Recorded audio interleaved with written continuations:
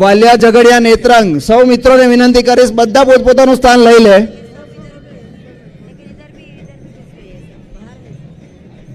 ઉમેશભાઈ, નિલેશભાઈ, આયોજકના ભાગરૂપે સૌ મિત્રોને આપણી વચ્ચે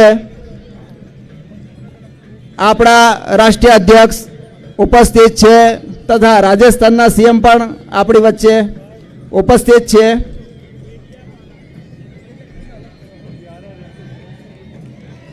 તાળીઓ. कांग्रेस कांग्रेस लड़ेंगे लड़ेंगे कांग्रेस.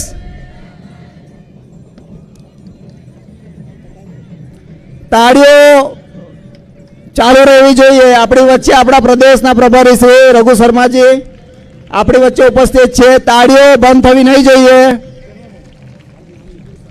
कांग्रेस कांग्रेस. जेरमा बेन ने हूँ विनंती करीश स्वागत प्रवचन करશે.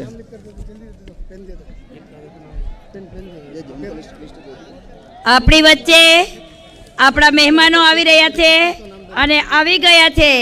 તેમનું 149 વિધાનસભા દેડિયાપાડાથી હું વસાવા જેરમાબેન હું તેમનું સ્વાગત કરું છું. આપણી વચ્ચે માન્ય આપણા રાષ્ટ્રીય અધ્યક્ષ મલ્લિકાર્જુન સાહેબ પધારી રહ્યા છે. તેઓ 9 વાર વિધાયક રહી ચૂક્યા છે, 3 વાર એમપી રહ્યા છે અને રાજ્યસભામાં તેઓ અત્યારે ગરીબો અને આદિવાસી લોકો માટે લડત લડી રહ્યા છે.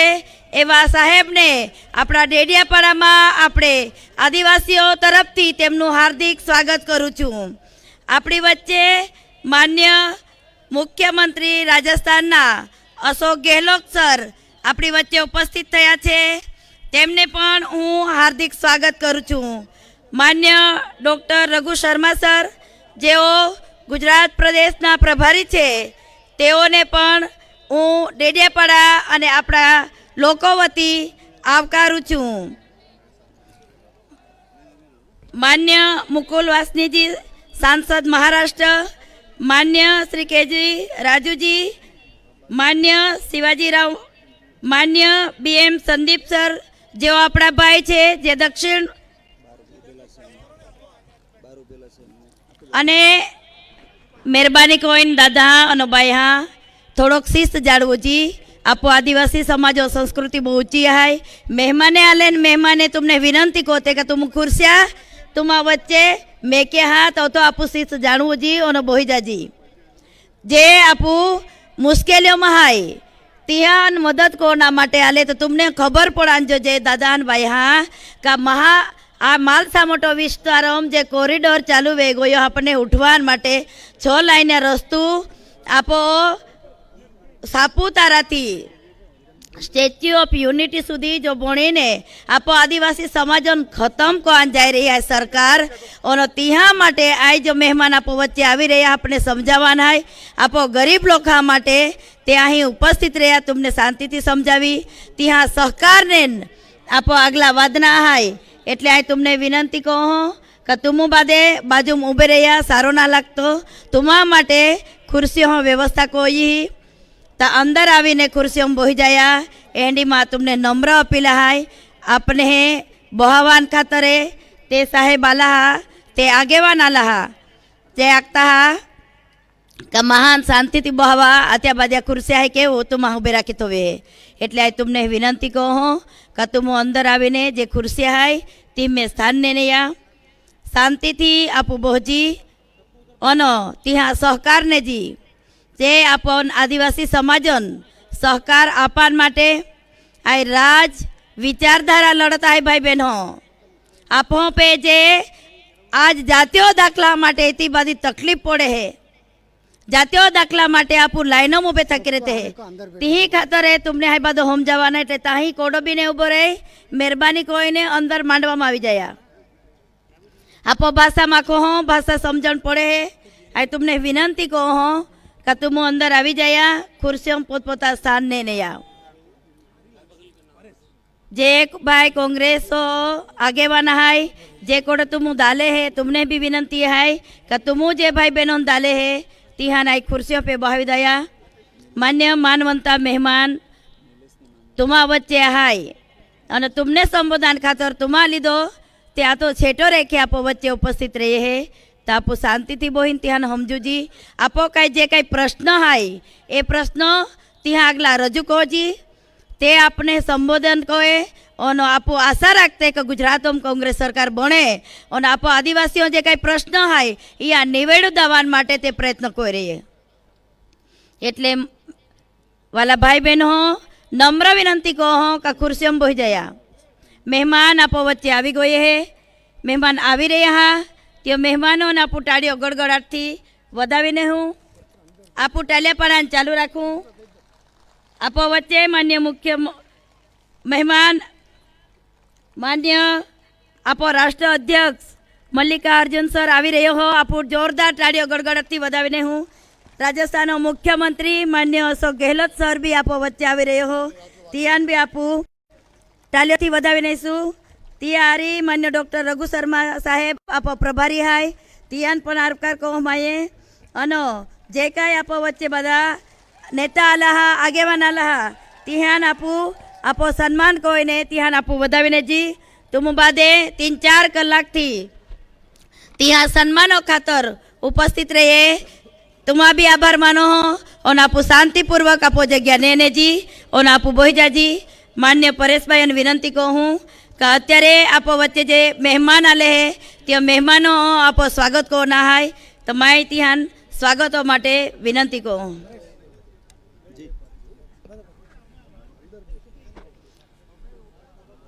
कांग्रेस कांग्रेस एक बार ताड़ियों थई जे अपना मोगेरा मेहमान माटे बार उभेला तमाम भाईओ ने विनंती करीश के पोतपोतानुं स्थान ग्रहण करी ले।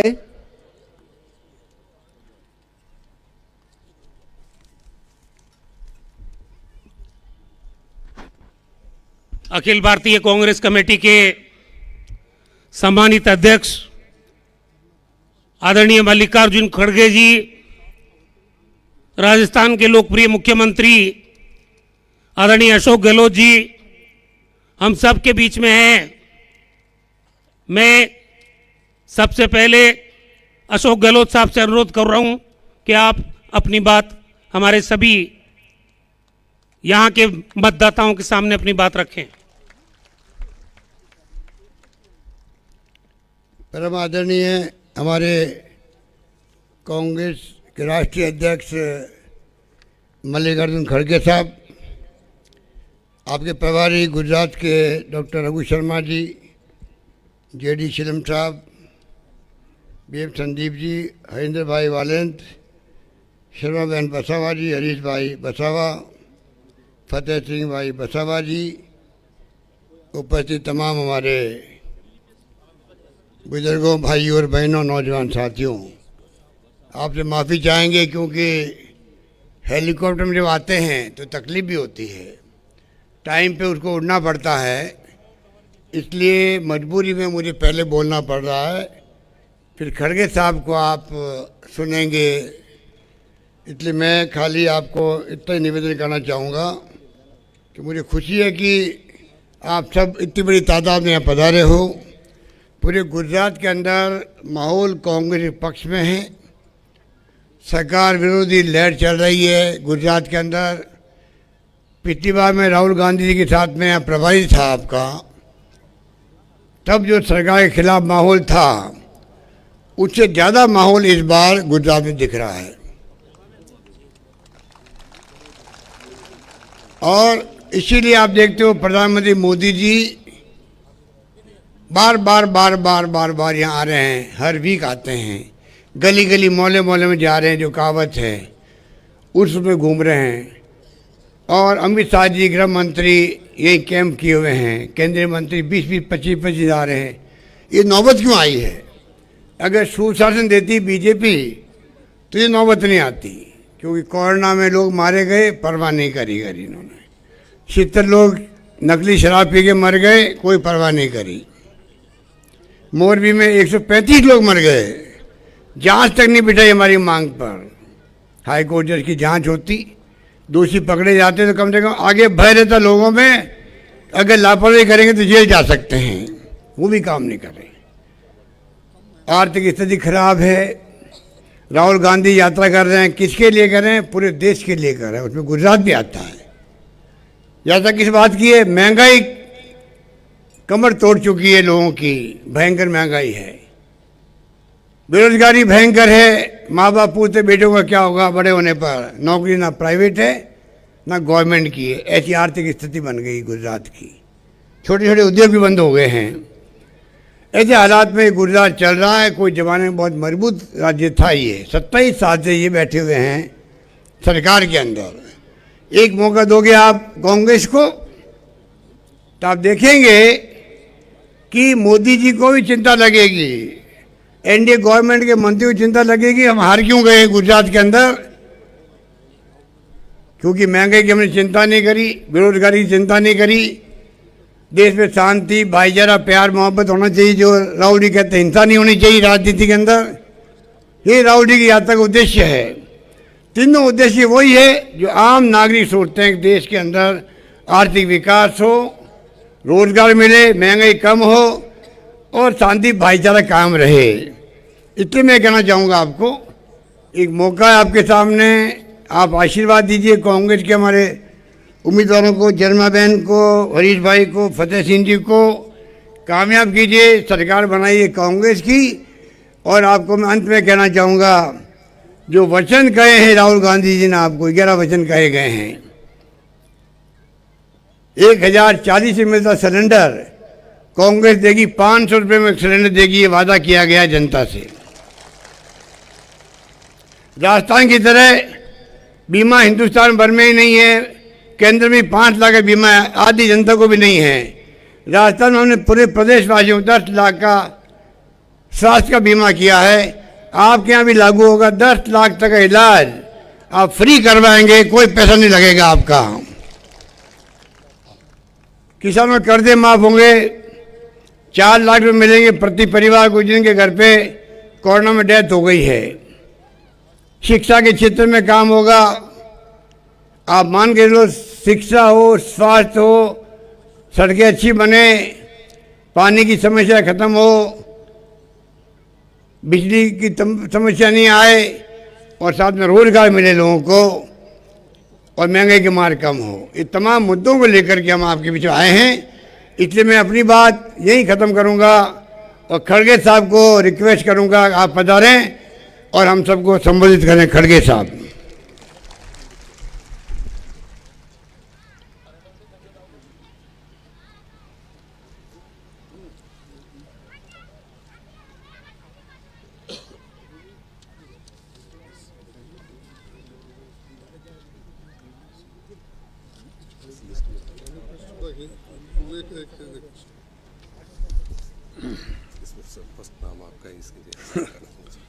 ठीक है,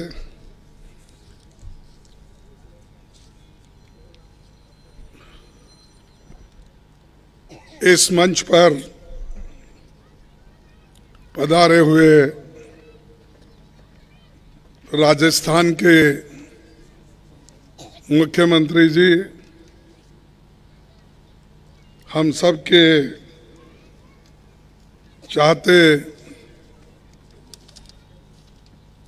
लीडर और गुजरात के चुनाव में जो वो मन लगा के काम कर रहे हैं, ऐसे नेता अशोक गहलोत जी और इंचार्ज सेक्रेटरी इसकी गुजरात के इलेक्शन की प्रभारी जो है डॉक्टर रघु शर्मा जी, जेडी सेलम जी, बीएम संदीप जी, हरेंद्र भाई वालन जी, श्रीमती जरमा बेन जी, हरीश भाई वासवा जी, फतेह सिंह भाई वासवा जी और हमारे महाराष्ट्र से पधारे हुए बैकवर्ड के नेता श्री हमारे मोंगे जी और मेरे साथ आए हुए श्री हमारे एमपी साहब नासिर हुसैन जी और इस मंच पे बैठे हुए बाबा सिद्दीकी जी और सारे नेतागण हैं। समय के अभाव से मैं सारे लोगों का नाम लेने के लिए मुश्किल है, इसीलिए मैं माफ़ी चाहता हूं। यहाँ पर जो आज खास कर इस भाग के मतदाता और जो मेरे आदिवासी भाई हैं, बहनें हैं और सारे जो मन लगाकर हमारी चार बात सुनने के लिए आए हैं, आप सभी का मैं तहे दिल से स्वागत करता हूं, शुक्रिया कहता हूं, क्योंकि आप इतने धूप में आए बैठे और हमारी बात सुन रहे हैं। भाइयों, गुजरात के लिए ही नहीं बल्कि सारे देश के लिए ये चुनाव महत्वपूर्ण है। इसलिए महत्वपूर्ण है कि आज बीजेपी सरकार यहां पर 27 साल से हुकूमत कर रही है और 27 साल में जनता की समस्या अगर हल नहीं कर सकती तो जनता को यह अधिकार बाबा साहब अंबेडकर ने अपने संविधान में दिया है, इनको 5 साल के बाद निकाल फेंकने का। तो आपको यह अधिकार है कि अच्छी सरकार को चुनने का। और हमेशा डबल इंजन सरकार की बात करते हैं यहां, वो भी प्रधानमंत्री जी। अरे ठीक है भाई, आपका डबल इंजन बहुत दिन से चल रहा है यहां, 8 साल तो आप डबल इंजन में हैं, उससे पहले भी आप सरकार में थे। अगर डबल इंजन लगाने के बाद भी अगर एक गाड़ी नहीं चलती है तो उस गाड़ी को निकाल के दूसरे नए इंजन लगाने वाले गाड़ी को लाना चाहिए। और बीच में और भी लोग आए हैं, कहीं और दिल्ली से उधर इधर से भी लोग आकर बीच में टांग मार रहे हैं। लेकिन आपको सोचना है कि जो पार्टी, कांग्रेस पार्टी इस देश को बनाई, महात्मा गांधी जी ने आजादी दिलाई, वल्लभ भाई पटेल ने देश का एकता बनाने का पूरा काम किया, नेहरू जी ने लोकतंत्र की बुनियाद डाली और उसको चलाया, और उसीलिए पूरा देश आजाद होने के बाद लोकतंत्र के अनुसार चल रहा है। उसीलिए यहां पर बहुत से जो काम हुए पहले कांग्रेस के पीरियड में, वो मजबूती के साथ हो गए। ऐसा नहीं हुआ कि आज पुल रिपेयर करे कल गिर गया, ऐसा कोई हमारा काम नहीं है। हमारा काम मजबूत है, देश को मजबूती से हम रखे हैं। फिर भी हमको पूछते हैं, खासकर मोदी जी और शाह, 70 साल में कांग्रेस ने क्या किया? अरे भाई, 70 साल में अगर हम कुछ नहीं करते तो आप लोकतंत्र नहीं पाते थे। और आपके जैसा आदमी जो आप हमेशा क्लेम करते हैं मैं गरीब हूं, मैं वो, हम भी गरीब है, हम तो गरीब से गरीब है, हम तो अछूतों में आते हैं। कम से कम तुम्हारी चाय तो कोई पीता है, मेरी चाय भी नहीं पीता कोई। और फिर बार आप बोलते हैं कि मैं गरीब हूं, मेरे को किसने गालियां दिया, मेरी किसी ने कुछ कहा, मेरे को कुछ, तेरी हैसियत क्या है कहा। अरे ऐसे बात कह के अगर आप सिंपैथी जमाने की कोशिश करें तो लोग अब होशियार हो गए, उतने बेवकूफ नहीं है। एक बात चलती है, एक बार अगर झूठ बोलेंगे लोग सुन लेंगे, 2 बार भी बोलेंगे तो भी सुन लेंगे। कितने बार झूठ बोलेंगे, झूठ पर झूठ, ये झूठों के सरदार है। और ऊपर से बोलते हैं ये लोग देश को लूटे कांग्रेस वाले। अरे आप तो लूट रहे हैं, गरीबों के जमीन लूट रहे हैं, आदिवासियों को जमीन नहीं दे रहे हैं। जमीन, पानी और जंगल, उसको खत्म करने वाले कौन हैं? आप अमीर लोग, और आप जिनके साथ हो अमीरों के साथ, वो लोग हमको लूट रहे हैं। पहले उनको बोलिए। और इस देश में चंद लोग, 134 लोगों के पास इस साल 30 लाख की आमदनी बढ़ी है। 134 लाख।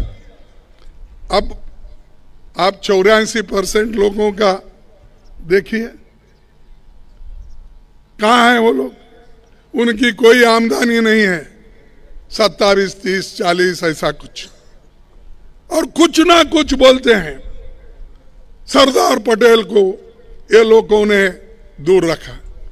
अरे सरदार पटेल, जवाहरलाल नेहरू जी, महात्मा गांधी जी ने मिलकर इस देश को आजादी दिलाई और हिफाजत से रखा।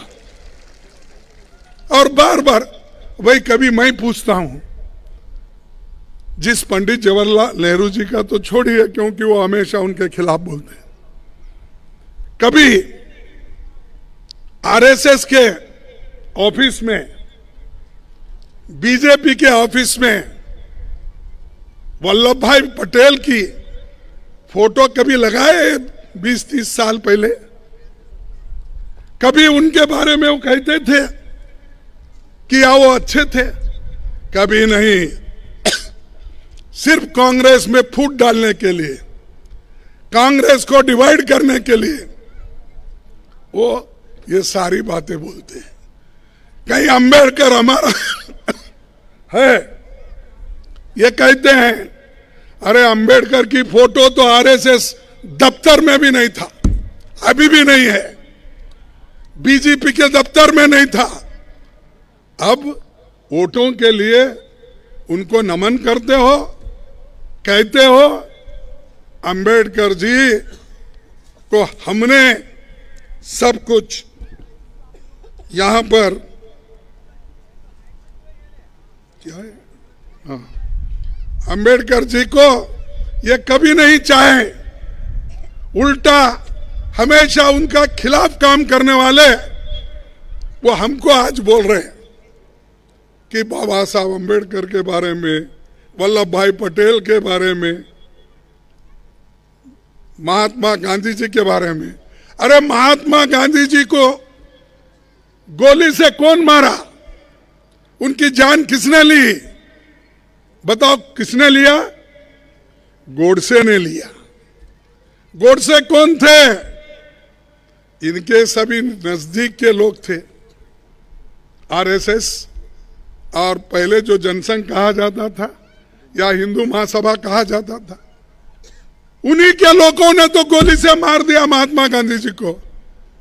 अब महात्मा गांधी जी के बारे में बहुत प्यार आपको आ रहा है। गांधी जी का इंसल्ट, गुजरात का, अरे गुजरात बनाने वाले भी महात्मा गांधी, गुजरात बनाने वाले भी नेहरू जी, गुजरात को बनाने वाले भी वल्लभ भाई पटेल। और मैं एक बात पूछता हूं, अगर कोई कहीं किसी सभा में आप लोगों को मोदी और शाह साहब मिले तो पूछो, क्या साहब इस गुजरात को मोरारजी देसाई ने कुछ नहीं किया, मेहता जी ने कुछ नहीं किया, और जितने लीडर गुजरात के हुए 10-20 अगर मैं गिनते जाऊं तो उन्होंने कुछ नहीं किया। इन्होंने 8 साल में सब कुछ किया या 27 साल में ही पूरा किया। अरे आप 27 साल हुकूमत करने के बावजूद भी लोग भूखे मर रहे हैं। छोटे छोटे बच्चों का हिंदुस्तान में अगर दूसरे बच्चों से कंपेयर करेंगे, सबसे कम पौष्टिक आहार कहां मिलता है तो गुजरात में। कमजोर बच्चे पैदा होते, इसके ऊपर ध्यान है, क्योंकि उन्होंने अदानी और अंबानी को मोटा बनाने में लगाया है, बच्चों की क्या ख्याल करेंगे। तो ये जो है, ये लोग हमको सिखाते हैं। मैं आंकड़ों के साथ उनको कह सकता हूं, लेकिन समय का अभाव है। मैं इंडेक्स दे सकता हूं कि सारे हिंदुस्तान में किस किस राज्यों में बच्चों का पौष्टिक आहार कहाँ है, उसकी हाइट कितनी है और सेक्स रेशियो कितना है, बता सकता हूं। लेकिन मुझे उतने डिटेल में जाना नहीं है। आपसे मैं एक ही विनती करूंगा, क्योंकि आप ये बहुत पिछड़ा हुआ भाग है, आदिवासी लोग ज्यादा रहते हैं, गरीब लोग ज्यादा रहते हैं, और खास करके हमारे युवाओं को नौकरी नहीं। मैं पूछता हूं, 27 साल हुकूमत करने के बाद 8 साल केंद्र में मोदी जी प्रधानमंत्री रहने के बावजूद यहां के युवा, उनको क्यों नौकरी नहीं मिल रही, ये सवाल मैं पूछता हूं। सरकार में 5 लाख वैकेंसीज हैं। जब सरकार में 5 लाख वैकेंसीज है तो आप भर्ती क्यों नहीं करते? अब बोल रहे हैं इलेक्शन आया, हम इतनी नौकरियां देंगे, और उसमें मोदी साहब तो खुद सर्टिफिकेट बांट रहे बच्चों को अपॉइंटमेंट के। अरे वो काम तो क्लर्क करता है हर डिपार्टमेंट का। हर डिपार्टमेंट में जो अपॉइंटमेंट ऑर्डर क्लर्क इश्यू करता है, वो काम आप कर रहे हो। देश में 30 लाख वैकेंसीज है, रेलवे हो, पोस्ट ऑफिस हो, टीचर्स के हो और पैरामिलिट्री के हो।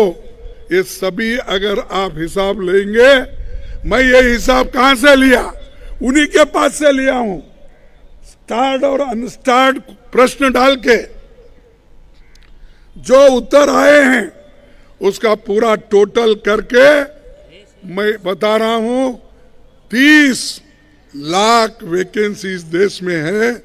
लेकिन आज 45% हमारे युवा जो 18 से 35 साल के अंदर है, उनको नौकरी नहीं है।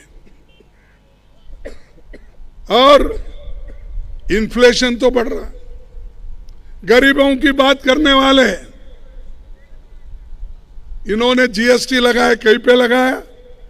आटे पे जीएसटी, बच्चे जो लिखते हैं नोटबुक पे जीएसटी, रबर पे जीएसटी, दूध पे जीएसटी, आटे पे जीएसटी, तेल पे, हर चीज पे जीएसटी लगाए हैं। और गुजरात बहुत आगे गया बोलने वाले। मैं उनको पूछता हूं, यहां पर पहले 2 लाख रुपए कुछ डेट था, इसका कर्जा, अब तो नजदीक नजदीक 4.5 लाख है, नहीं 4.5 लाख करोड़, इतना बोझ तुम्हारे ऊपर है। ये वो देने वाले नहीं है, शाह देने वाले नहीं है, मोदी अपने जेब से देने वाला नहीं है, अदानी अंबानी देने वाला नहीं है, ये आपके जेब से ही निकालेंगे, आपको ही वो कर्जा भरना होगा। और ऐसे लोगों को फिर आजमाते हो, जिनको आजमाए हैं आप, जिनको देखे हैं, फिर उनको आजमाने की जरूरत नहीं। एक बार चांस दो कांग्रेस को। कांग्रेस एक गरीबों की पार्टी है। कांग्रेस जो कहती है वो करती है। हम जुमलेबाजी नहीं करते। हमने कहा गरीबों के पेट भरने के लिए खाना देंगे, हमने फूड सिक्योरिटी एक्ट लाया। बच्चों को पढ़ाई के लिए स्कूल कंपलसरी एजुकेशन हमने लाया। जिस मजदूर को काम नहीं मिलता था उसको काम देने के लिए, उसके हाथ को काम देने के लिए नरेगा जैसी योजना लाए या नहीं लाए? लाए। तो ये सब हम गरीबों के लिए कर रहे हैं। और हमारे नरेगा योजना का मजाक उड़ाए मोदी जी और शाह जी मिलके, मजाक उड़ाए। अरे ये तो एक नरेगा स्कीम, हाँ नरेगा स्कीम, ये जो योजना है ये बेकार योजना बोले। और वही नरेगा कोविड में काम आया, वही नरेगा के वजह से लाखों लोग अपना जीवन बचा लिए। तो भाइयों, समय हुआ है। शर्मा साहब मेरे पीछे बैठे हैं, मेरे शर्ट खींचने का बाकी एक ही है, तो इसीलिए मैं ये आपसे बात करूंगा। और जो हमारी चुनावी घोषणा है वो तो पहले बोल चुके हैं। और जो डेडियापाड़ा से जहाँ जर्मा बेन यहाँ पर कैंडिडेट हैं, और नर्मदा से हरीश वसावा, और जगाड़िया से फतेह सिंह को आप अपना अमूल्य मत दो। हाँ, सभी लोग, क्या हमारे पास पहले कहावत थी 78 में, न जात पर न पात पर, मोर लगाओ हाथ पर।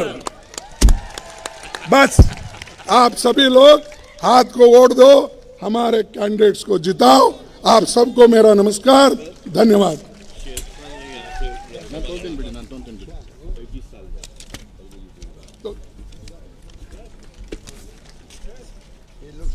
सर ये शेर खान है, 35 साल की उम्र में लोकसभा लड़ाता है।